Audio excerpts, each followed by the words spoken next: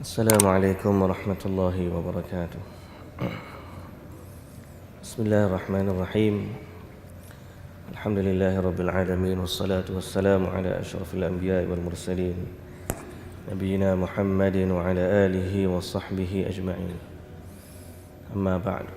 Alhamdulillah, syukur pada Allah Subhanahu wa taala, dan pagi ini kita akan sambung pengajian kita, tadabbur kita dari surah Al-Baqarah, dan kita akan mula baca dari ayat yang ke-70 insya-Allah.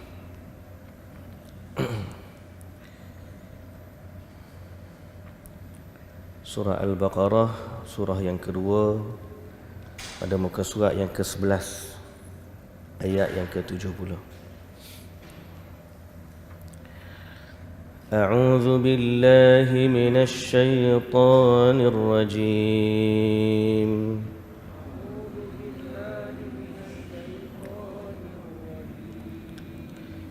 بسم الله الرحمن الرحيم.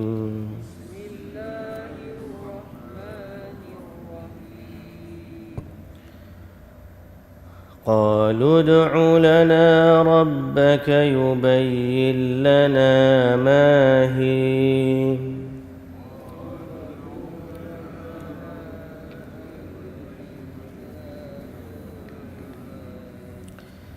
إن البقرة تشابه علينا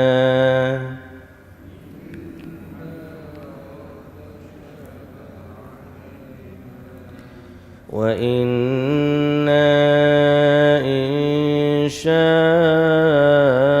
الله لمهتدون.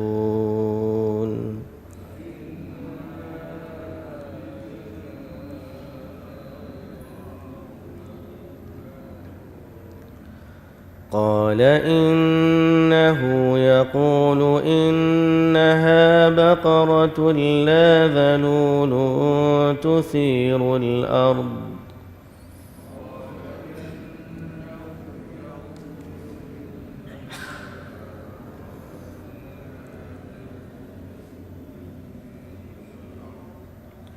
ولا تسقي الحرث مسلمة لا شية فيها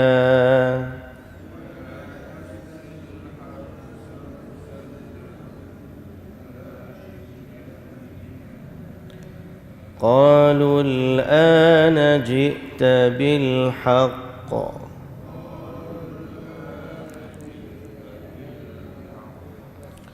فذبحوها وما كادوا يفعلون.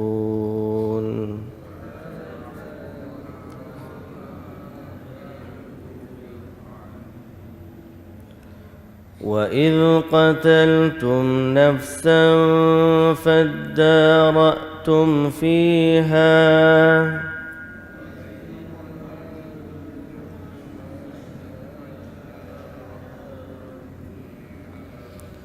والله مخرج ما كنتم تكتمون.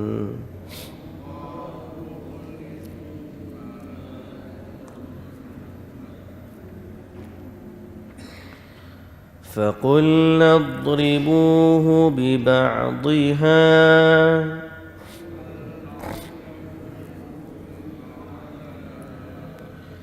كذلك يحيي الله الموتى ويريكم آياته لعلكم تعقلون.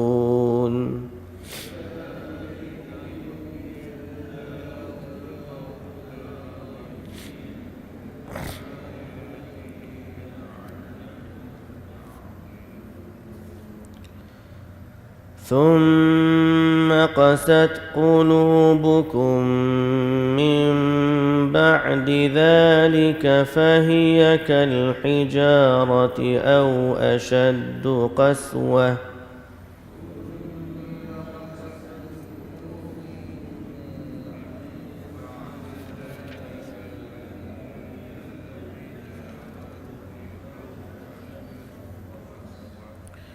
وإن من الحجارة لما يتفجر منه الأنهار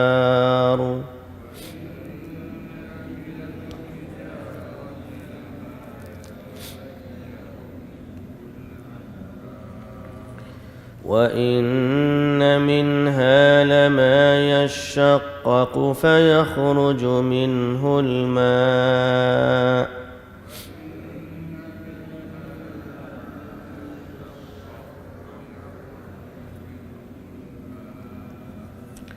وإن منها لما يهبط من خشية الله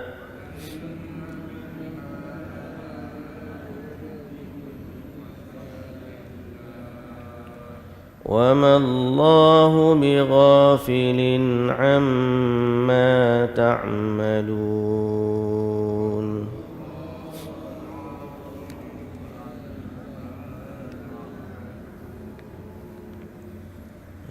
Baik, bismillahirrahmanirrahim. Alhamdulillah.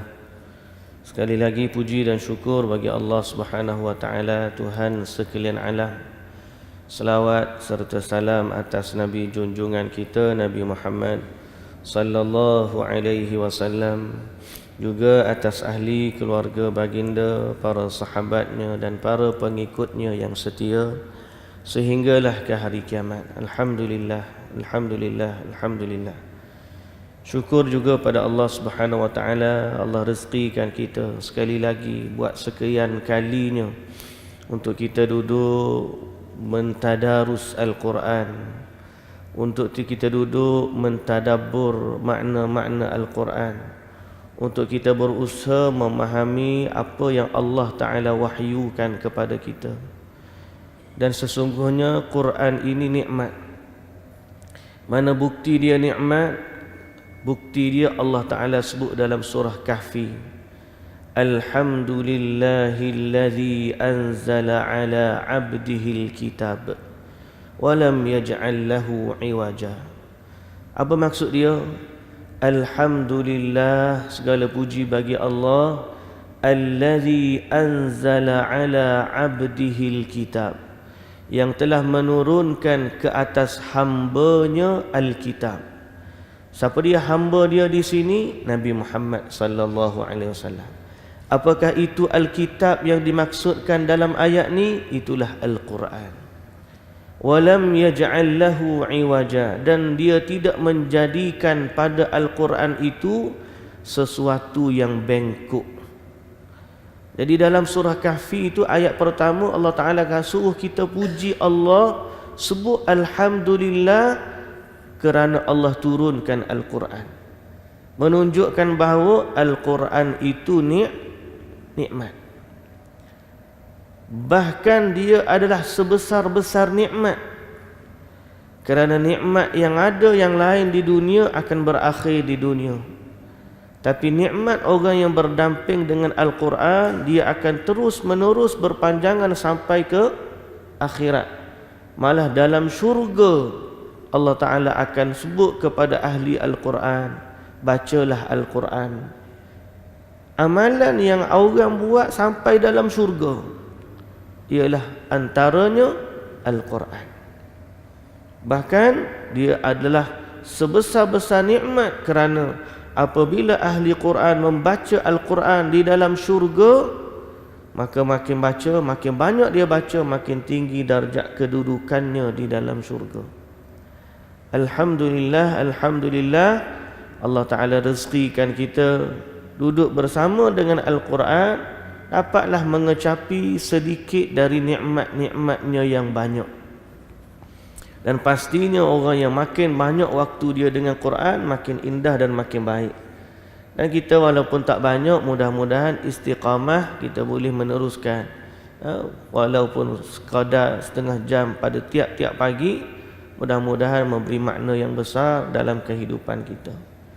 Dan kalau boleh ajaklah orang-orang yang kita kenal, sama ada nak ikut secara online ataupun nak ikut datang ke masjid kita ni, untuk kita imarahkan lagi dan suburkan pengajian Al-Quran, insya-Allah. Baik, cerita kita pada hari ini atau ayat yang kita baca pada hari ini masih berkisar tentang kisah yang kita sebut semalam. Apa maksud dia? Qalu du'u lana rabbaka yubayyin lana ma hi. Dan mereka berkata, kata kepada siapa? Kata kepada Nabi Musa, mintalah kepada Tuhanmu, pohonlah kepada Tuhanmu untuk kami, supaya diterangkan kepada kami lembu betina mana satu. Tak habis lagi. Mula-mula tanya umur dia, tak cukup dengan umur, tanya warna dia. Tak cukup dengan tanya warna dia, dia tanya lagi macam mana sifat dia lagi. Jadi Allah Subhanahu wa taala sebutkan macam mana permintaan mereka ini. Wa inna insyaallahu lamuhtadun. Kalau Allah Taala bagi tahu, insya-Allah kami akan mendapat petunjuk untuk cari dan sembelih lembu itu. Qala innahu yaqulu innaha baqarah. Katalah kepada Nabi Musa, Nabi Musa pun jawab bahawasanya Allah berfirman, innaha baqaratun, dia adalah lembu betina, la zalulun tuthirul ard, yang tidak pernah digunakan untuk membajak tanah sawah bendang, wala tasqil harsa, dan tidak juga digunakan untuk mengangkut air siram tanam-tanaman. Musallamatun, dia adalah lembu yang sempurna, cantik, tak ada kecacatan. La syiyata fiha, dan tidak ada belang pun pada warnanya. Kuning, penuh cantik, tak cacat, tak kurang, tak pernah diguna untuk membajak, tidak pernah diguna untuk menyiram tanaman. Cari lembu ni. Qalul ana ji'ta bil haqq. Lalu mereka menjawab, sekarang ni barulah kamu benar-benar bagi tahu sifat dia. Dah dapat hak payah tu baru cukup berhenti. Sekarang ni kami pergi cari lah. Kan Ibnu Abbas sebut semalam, kalaulah dia taat pada perintah yang pertama, nescaya mana-mana lembu betina pun boleh disembelih. Tapi mereka ni bukan pergi keluar, pergi cari-cari, kami tak jumpa lah lembu. Lembu mana? Begini-begini. Tak. Dia duduk situ je tanya. Ini kepanggil banyak persoalan. Bukan persoalan nak faham tak, persoalan untuk ingkar, persoalan untuk tidak melakukan. Sebab tu Allah Subhanahu wa taala kata, فَذَبَحُوهَا وَمَا كَادُوا يَفْعَلُونَ. Mereka pun menyembelih lembu tersebut, dan hampir-hampir mereka tidak dapat menunaikan perintah Allah itu. Hampir-hampir mereka tidak menunaikan perintah itu. Maksud apa hampir-hampir di sini?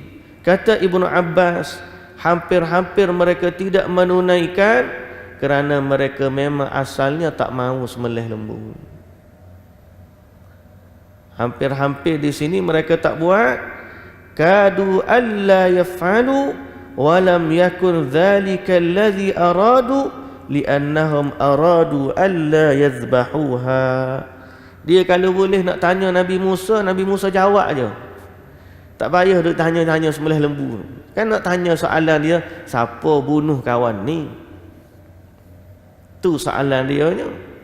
Kalau boleh kat Nabi Musa bagi jawab, tak payahlah sembelih ni. Wa ma kadu yaf'alun. Hampir-hampir mereka tidak melakukan. Okey. Yani annahum ma'a hadzal bayan wa hadhihi al-as'ilah wal ajwibah wal idah ma dhabahuha illa ba'da al-jahd. Wa fi hadha dhammun lahum li'annahu وذلك أنه لم يكن غرضهم إلا التعنت فلهذا ما كادوا يذبحوها. Dia kata apa? makna di sini setelah tanya jawab, setelah diterangkan sifat-sifat ni, mereka tidak menyembelihnya melainkan setelah kepayahan.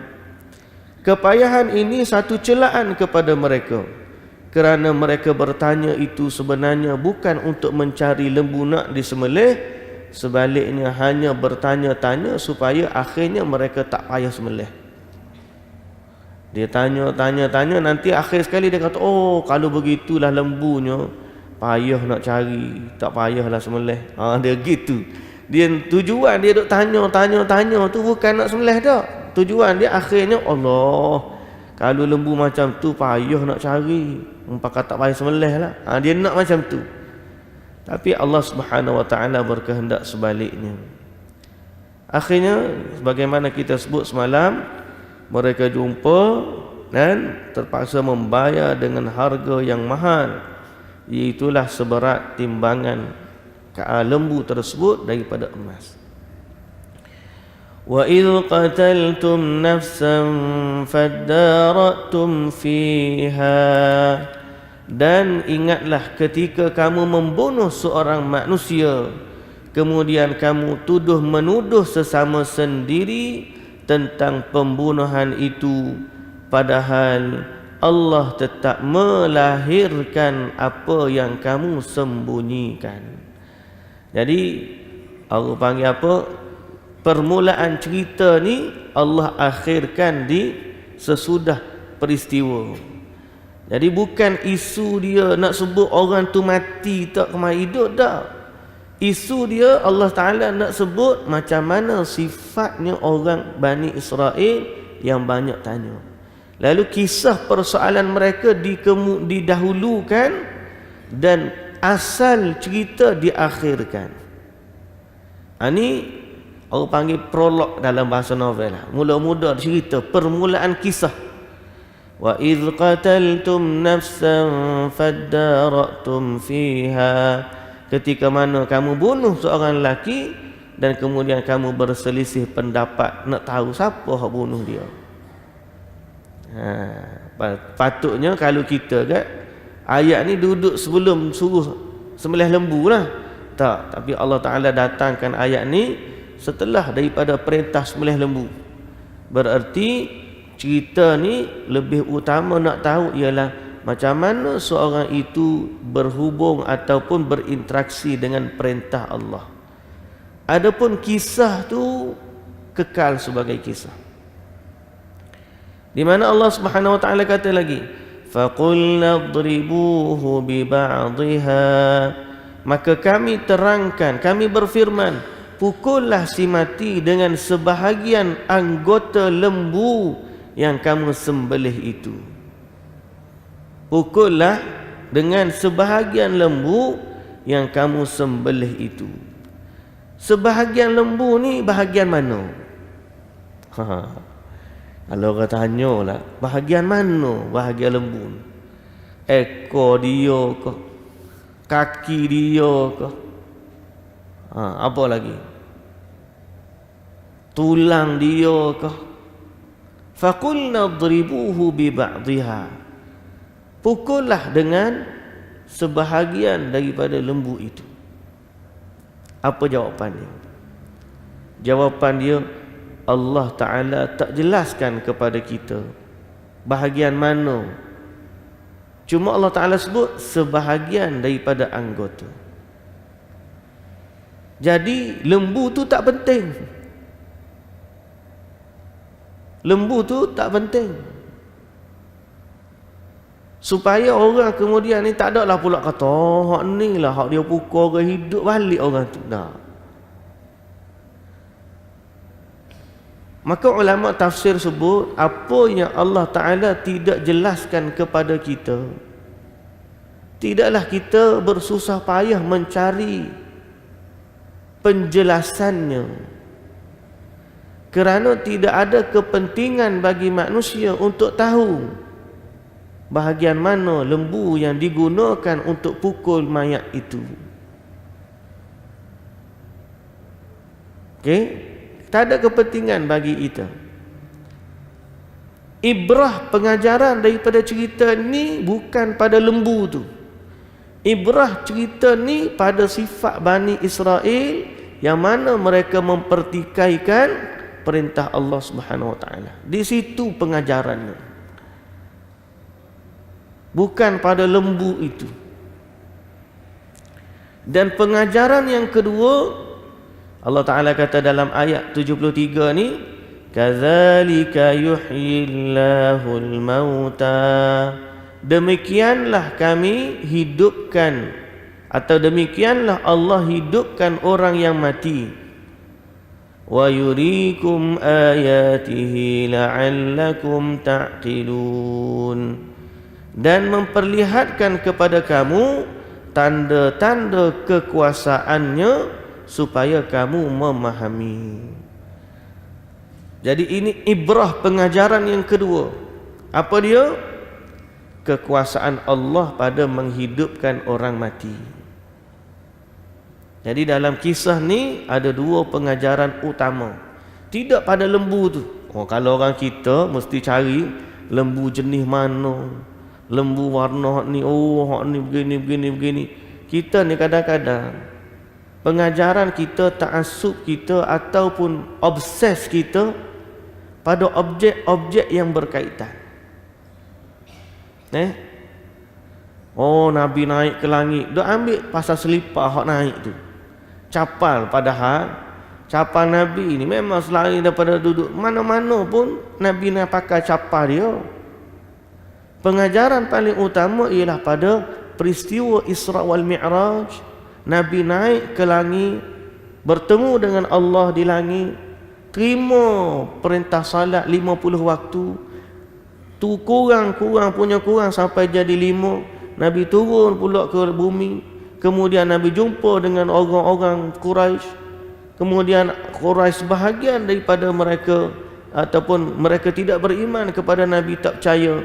Malah sebahagian daripada orang ada yang keluar daripada agama. Jadi cerita paling utama pengajaran Isra wal Mi'raj. Muka objek tu, objek selipar hak naik. Padahal cerita selipar naik tu kecil je. Hak lebih utama ialah cerita Nabi naik ke langit, bertemu dengan Allah, lebih tinggi kedudukan dia daripada Jibril, kemudian terima farduan salat. Hak tu kita tak nak ambil. Sehingga ada orang mengingkari bahawa Tuhan itu di langit. Tak ada, bukan Tuhan duduk langit. Nabi tak naik jumpa Tuhan pun. Tuhan tak duduk langit. Ilaha illallah. Lebih utama cerita selipar daripada cerita bagaimana Nabi naik ke langit bertemu dengan Allah dalam peristiwa Isra wal Mi'raj. Pasal apa? Obses sebahagian daripada orang ialah pada objek ini, bukan pada pengajaran kisah sebenar. Cerita Nabi Musa dengan tongkat Nabi Musa. Oh, obses. Oh, inilah kayu kokar, kayu tongkat Nabi Musa. Inilah dia kayu kokar, kayu bahtera Nabi Nuh. Lepas tu cara kau kayu tu, apa inti ajaran Nabi? Mereka tidak obses dengannya. Kita yang memahami metodologi Al-Quran dalam menerangkan kisah penceritaan, Allah Ta'ala tidak meninggalkan kisah-kisah ini untuk orang obses dengan objek-objek yang ada di bumi. Sahabat Nabi radhiyallahu anhum, ni peristiwa peristiwa Bai'ah Ar-Ridwan di Hudaibiyah. Sebelum berlakunya perjanjian Hudaibiyah, ada berlakunya bai'ah taat setia di bawah pokok.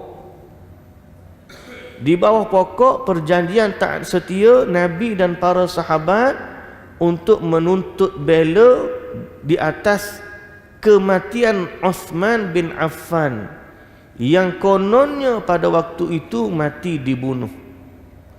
Setelah akhirnya terbukti Sayyidina Uthman masih hidup dan tak jadi perang. Berlakulah peristiwa perjanjian Hudaibiyah. Pokok itu ada dalam Quran. Cerita dia, idh yubayi'unaka tahta asy-syajarah. Tapi objek pokok tu tidak penting pada para sahabat. Sehingga akhirnya Umar Al-Khattab pergi tebang pokok tu. Kerana bukan kepentingan tu pada pokok, kepentingannya pada isi perjanjian Nabi. Perjanjian macam mana sahabat taat setia kepada Nabi. Maka kita ambillah ketaatan dan kesetiaan kepada Nabi sallallahu alaihi wasallam, bukan kepada pokok.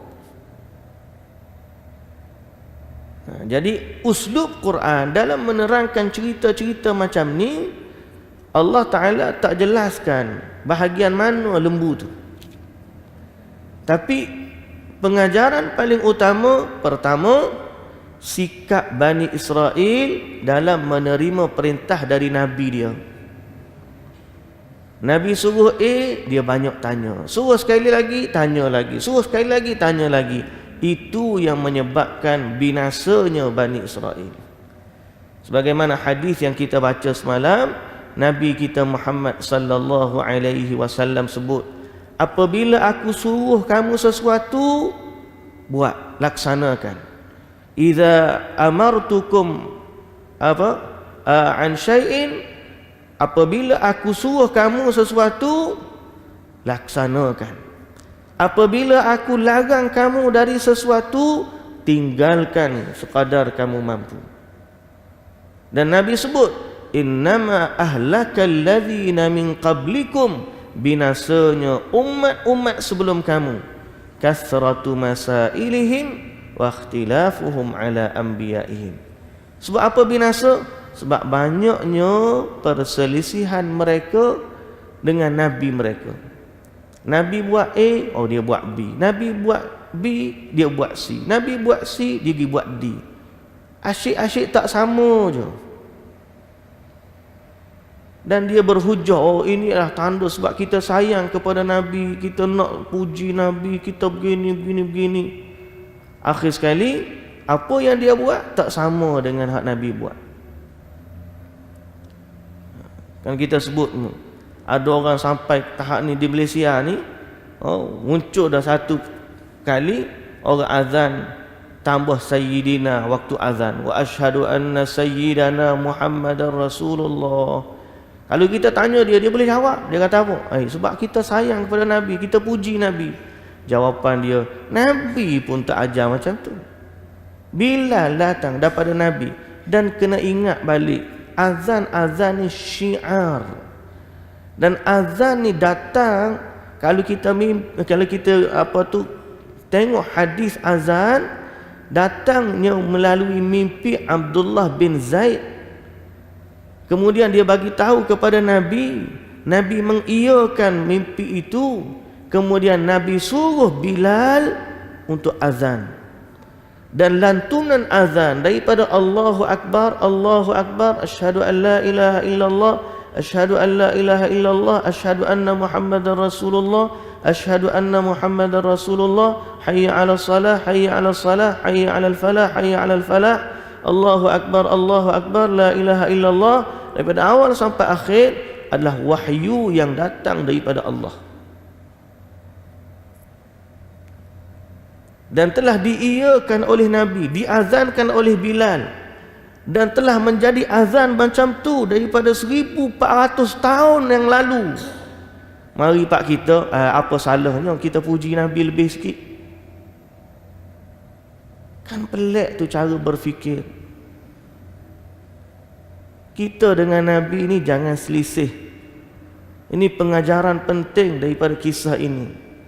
Kita dengan Nabi jangan selisih. Nabi kata A, buatlah A. Nabi kata B, buatlah B. Kerana apa? Kerana Allah telah pilih Nabi menjadi utusan dia dan menjadi teladan untuk kita.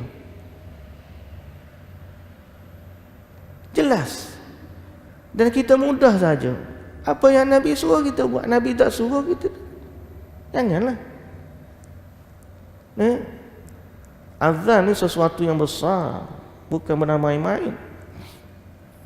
Tapi apabila manusia sudah mula berselisih dengan Nabi mereka, maka nantikanlah bahawa satu ketika akan datang asbab kebinasaan. Sebab itu telah dijanjikan oleh Nabi kita Muhammad sallallahu alaihi wasallam. Soal selisih dalam urusan dunia nak kisah, ikutlah nak naik kereta brand ke apa, Mercedes ke, Honda ke, Toyota ke, naik unta ke, naik motor ke, naik kuda ke, tak kisah. Itu urusan, tak ada urusannya dengan Nabi sallallahu alaihi wasallam. Nabi tidak diutuskan untuk mengajar manusia macam mana cara bawa kereta. Nabi tidak diutuskan untuk datang kepada manusia macam mana bercucuk tanam. Nabi tidak diutuskan untuk mengajarkan kepada manusia macam mana cara nak bina bangunan-bangunan yang tinggi. Nabi tidak diutuskan untuk itu. Tapi Nabi diutuskan pada manusia untuk ajak manusia macam mana menyembah Allah yang Maha Agung. Jadi semua bentuk ibadat kena ikut Nabi. Urusan dunia pulanglah. Urusan dunia tu pulanglah. Masjid nak pasang aircon ke, bambu berapa biji nak pasang, kubah dia ni nak buat kubah emas ke, warna perak ke, terpulang, tak ada masalah. Tapi dalam urusan agama berkaitan dengan amal ibadah mesti kembali kepada Nabi sallallahu alaihi wasallam. Ambil pengajaran kisah ini. Bani Israel bila datang perintah daripada Nabi mereka, banyak persoalan. Ini pengajaran pertama. Pengajaran yang kedua, Allah Ta'ala sebut di hujung cerita ni, kadzalika yuhyillahul mauta.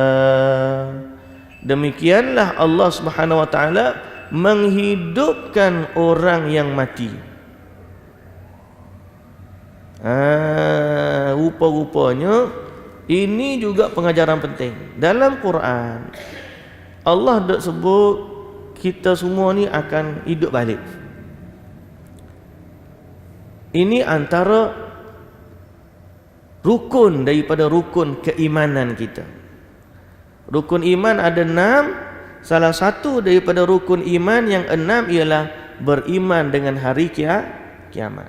Hari kiamat ni apa? Hari kita semua dibangkitkan semula setelah daripada kita mati. Maka ramai orang yang tidak beriman dengan hari kiamat. Malah mereka kata, takkanlah kita dah mati jadi tulang belulang, takkanlah hidup semula. Maka Allah Subhanahu wa Ta'ala sebagai bukti kekuasaannya telah menyebut dalam Quran beberapa peristiwa di mana Allah Ta'ala membuktikan bahawa Dia berkuasa menghidupkan orang yang telah mati. Cerita ini salah satu daripada cerita dalam Quran Allah berkuasa menghidupkan orang mati. Dan ada beberapa lagi cerita, dan cerita tu cerita benar, bukan cerita dongeng. Cerita yang seterusnya dalam Quran menghidupkan orang mati, dalam surah Baqarah saja ada 3 cerita. Cerita Bani Israel pertama, cerita satu kumpulan manusia yang keluar daripada kampung dia kerana takut kepada mati, lalu Allah Ta'ala matikan mereka semua. Wahum ulufun, beribu-ribu manusia. Kemudian Allah hidupkan mereka semua. Kemudian ada kisah Nabi Ibrahim dengan burung, 4 ekor burung yang Allah Ta'ala suruh cincang-cincang burung tersebut letak atas gunung bukit. Kemudian panggil, tiba-tiba burung hak dia bunuh dan cincang tadi datang balik jumpa dia. Nampak? Mana lagi cerita? Cerita Ashabul Kahfi. Mana lagi cerita? Cerita Uzair. Ada kata sebut sebagai Uzair. Seorang lelaki datang di kampung, dia tengok kampung tu dah jatuh, binasa, runtuh. Tak ampun, ni macam mana nak hidup balik. Lalu Allah matikan dia. 100 tahun Allah matikan dia. Lepas dia bangkit, dia tengok unta dia ni hancur lebur lah. Tiba-tiba Allah Ta'ala hidupkan unta depan mata dia. Kemudian Allah Ta'ala buktikan kekuasaan dia. Jadi dalam Quran ni ada 5 kisah utama ni. Kisah Bani Israel, kisah satu kampung yang dimatikan beramai-ramai dan dihidupkan beramai-ramai dalam surah Baqarah. Kisah Uzair, yang mana mati 100 tahun, hidup semula setelah 100 tahun dengan unta-unta dia sekali Tuhan hidupkan. Kisah Nabi Ibrahim sembelih burung 4 ekor, dan kisah Ashabul Kahfi. Semua ni bukti nyata bahawa Allah Maha berkuasa menghidupkan manusia kembali. Ini pengajaran bukan duduk pada lembu tu, tuan-tuan tak payahlah cari lembu tu. Lama ke jadi macam apa tu, Bani Israel tak tahulah, takut ada hubungan pula. Kenapa di akhirnya mereka buat patung anak lembu dan memuliakan lembu tersebut sebagai Tuhan. Tak naklah jadi macam tu. Obses dengan objek. Sebaliknya obses kita dengan Allah. Macam mana orang ni boleh hidup balik? Bukan lembu tu, Allah yang menghidupkan dia. Itu dia cerita dia. Kadzalika yuhyillahul mauta. Demikianlah kami hidupkan orang mati, kata Allah. Wa yuriikum ayatihi la'allakum ta'qilun. Dan dia memperlihatkan kepada kamu tanda-tanda kekuasaannya agar kamu berfikir. Maknanya kalau Allah mampu hidupkan orang tu, Allah juga akan mampu menghidupkan kita. Dan Allah juga akan mampu menghidupkan sekalian manusia. Dan Allah juga mampu untuk menghimpunkan sekalian manusia ini untuk diadili pada hari akhirat nanti. Jadi bukti kekuasaan Allah itu nyata dan jelas. Dan Allah Ta'ala bagi perumpamaan-perumpamaan yang banyak. Apa tu? Awalaysa alladhi khalaqas samawati wal arda biqadirin ala an yakhluqa mithlahum. Apa? Dalam surah Yasin tu. Allah. Awwala marrah tu, Allah lupa dah pula ni. Tak mari ayat ni.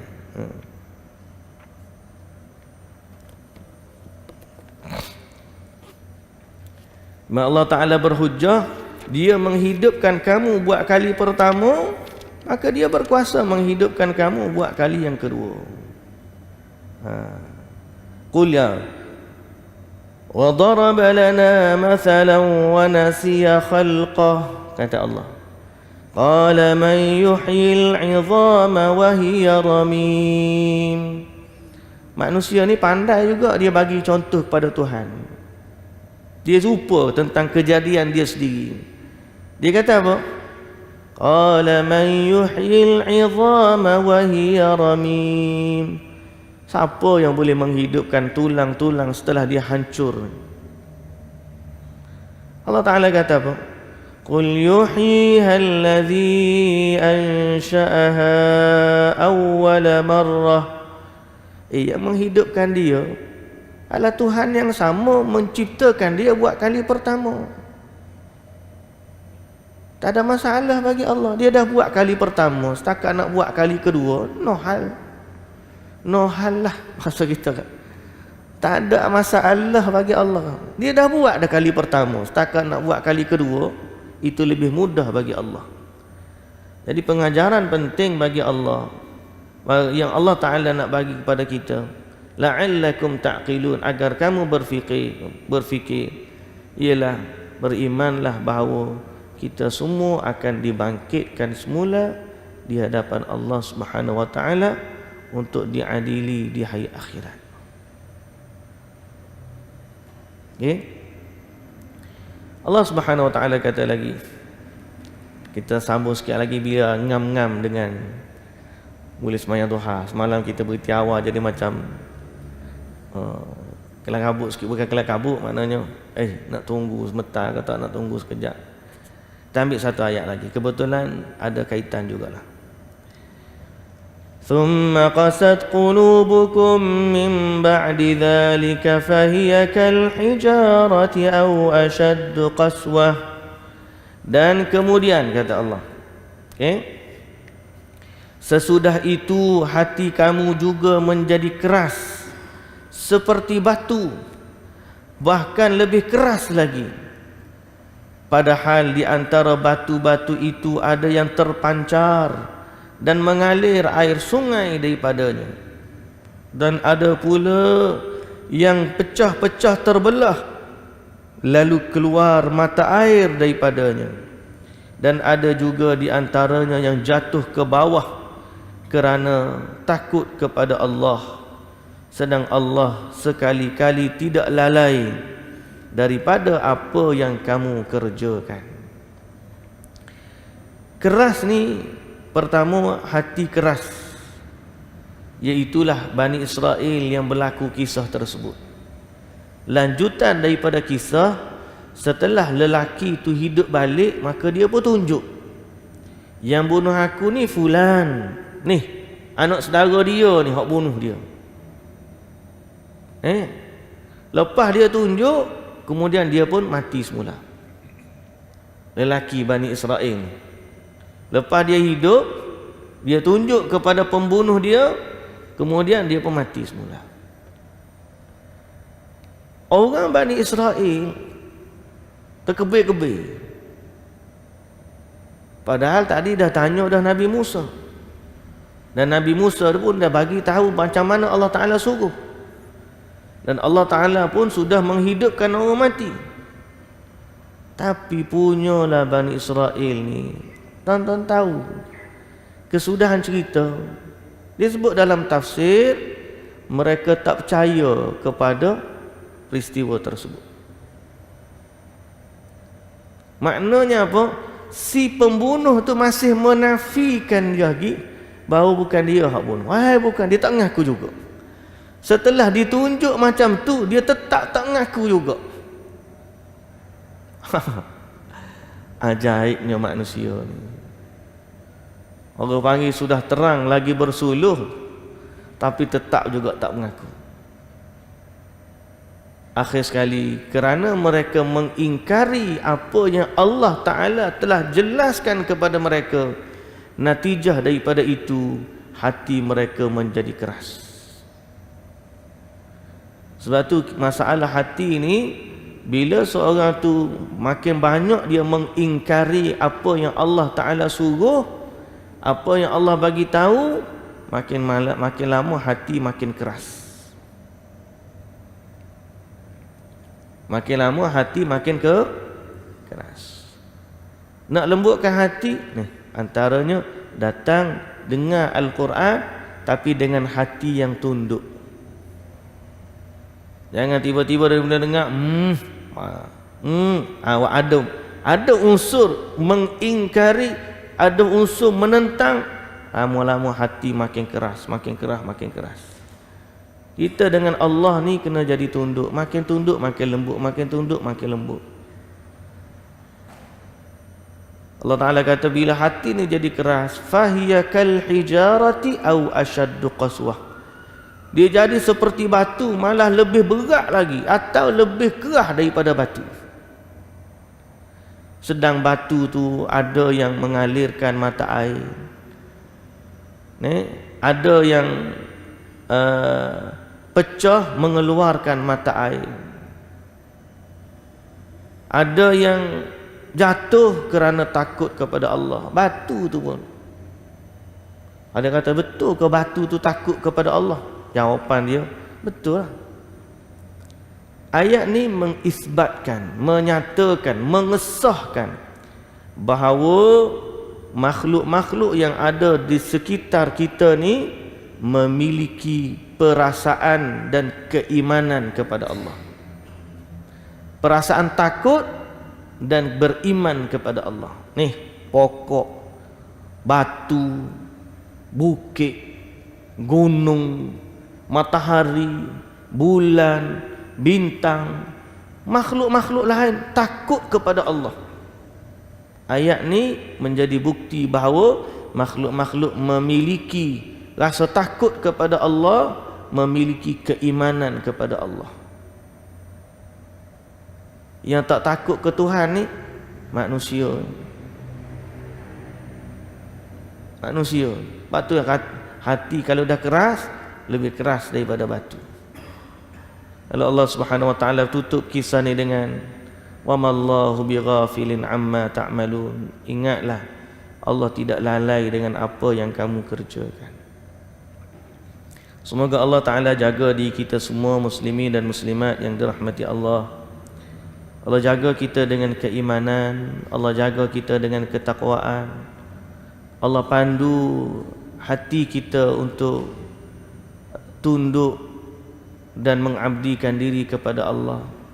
Allah pandu anggota kita, ubun-ubun kita untuk tunduk bersujud kepada Allah dan mentaati apa yang Allah Ta'ala perintahkan. Ingatlah, Allah itu Tuhan, lebih tinggi daripada segala-galanya. Dia lebih wajar dan lebih patut ditaati, lebih daripada seorang anak mentaati ayahnya, lebih daripada seorang isteri mentaati suaminya, lebih daripada seorang rakyat mentaati pemimpinnya, lebih daripada seorang hamba mentaati tuannya. Dia adalah ketaatan yang maha agung, kerana Allah adalah Tuhan yang maha pencipta dan dia adalah pemilik alam semesta. Dialah Allah Rabbul Alamin. Mudah-mudahan kita jadi hamba-Nya yang taat. Wallahu ta'ala alam.